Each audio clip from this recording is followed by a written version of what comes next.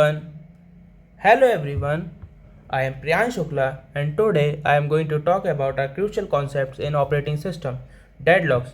We will understand what deadlocks are, how they occur, the conditions necessary for them, and the different techniques used to handle them in computer systems. What is a deadlock? A deadlock is a situation where two or more processes are waiting for each other to release resources, and as a result, none of them can proceed. This leads to a permanent blocking of the set of processes involved.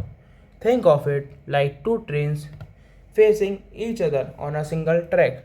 Neither can move forward until the one other backs up, but neither is willing or able to do that. This is exactly how deadlocks works in computing. How deadlock occurs. In our operating systems, process follow a general cycle of requesting a resource, using it, and then releasing it.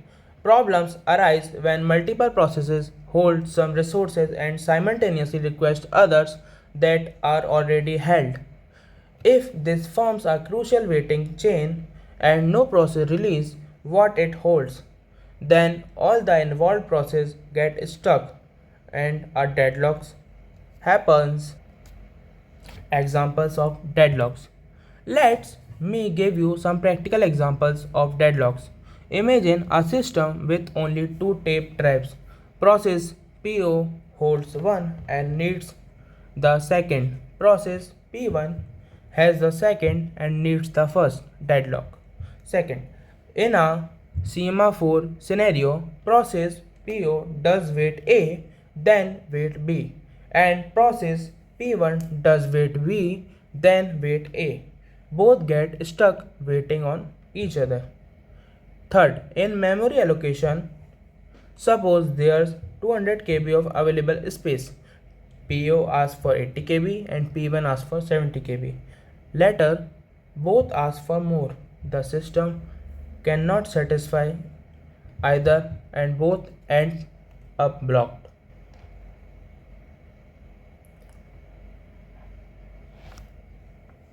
Necessary conditions for deadlocks. Mutual exclusion. A resource can only be used by one process at a time. Hold and wait. Process holding at least one resource are waiting to acquire more.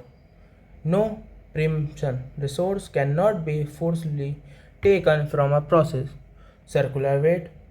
There is a closed chain where each process waits for a resource held by the next.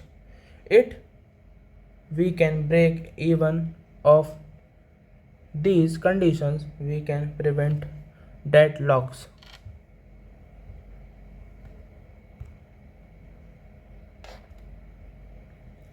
Deadlocks handling methods.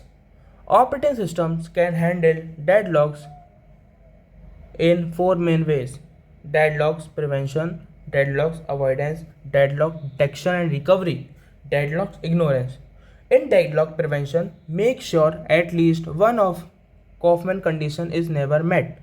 Deadlock avoidance, dynamically check each request can only grant it if the system stay in a safe state. Deadlock detection and recovery, allow deadlocks to happen, then detect and fix them. Deadlock ignorance, simply ignore the problem, assuming it rare. This is called the ostrich algorithm and it is used in systems like Unix. Prevention mutual exclusion. In this method, we try to avoid looking resources that are shareable.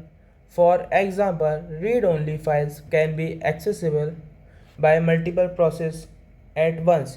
However, some resources like printers or tape drives are inherently non-shareable. So mutual exclusion is sometimes unavoidable.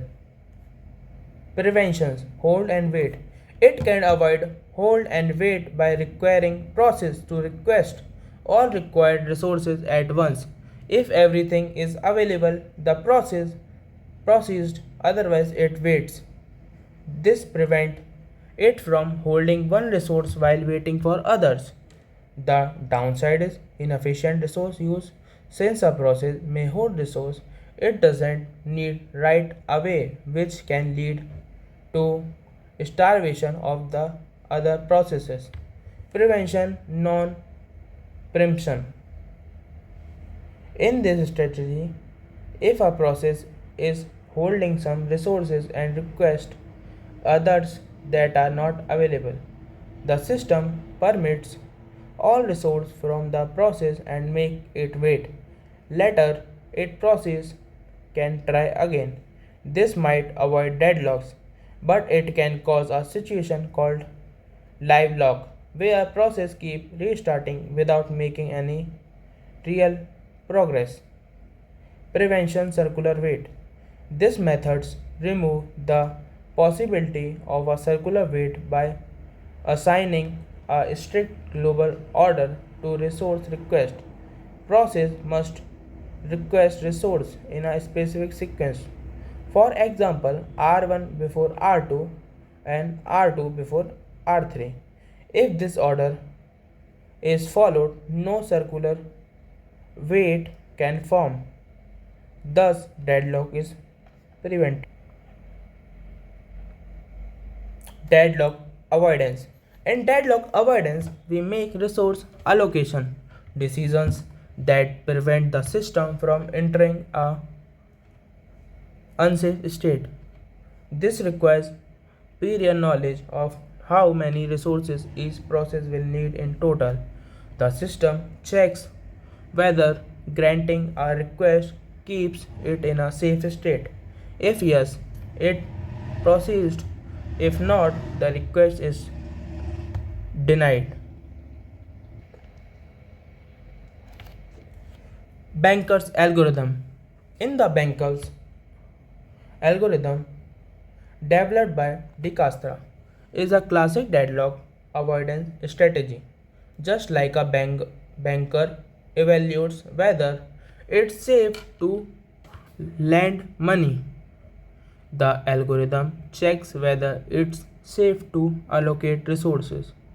Each process declares its maximum need, and the OS simulates the future. If every process can still finish, the system is safe and the allocation is allowed. Deadlock detection. If we do not use prevention or avoidance, we must detect deadlocks when they happen and recover.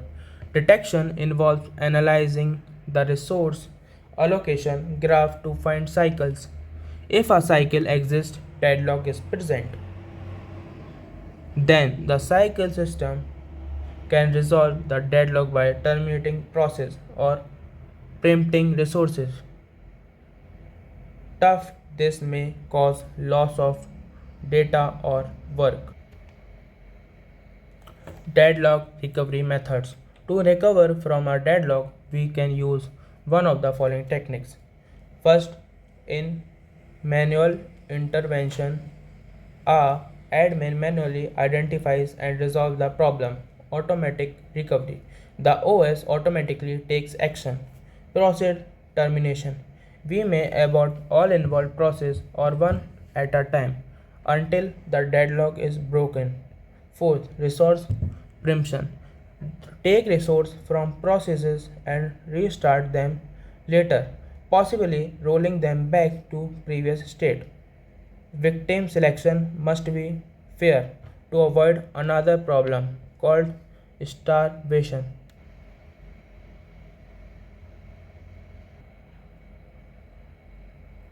Deadlock, ignorance, and safe state. Sometimes deadlocks are so rare that it's cheaper to ignore them. This is known as the ostrich algorithm. The OS acts like the problem does not exist and reboots when it's happened. On the other hand, a safe state is one in which the system can guarantee that every process can complete execution even if resources requests come in the worst possible order. Deadlock and starvation. Comparison between deadlock and starvation. In deadlocks, all involved processes are blocked because each is waiting for a resource held by another. In starvation, a process waits for a resource indefinitely because other are priori- prioritized. Deadlocks requires structural fixes like prevention or detection. Starvation is usually solved by fair scheduling algorithm. Deadlocks are critical problems in multitasking operating systems. They can cause system freeze, data loss, and major inefficiencies. Understanding how deadlocks occurs and how to prevent or recover from them is essential for designing stable and efficient systems. Thank you so much for listening.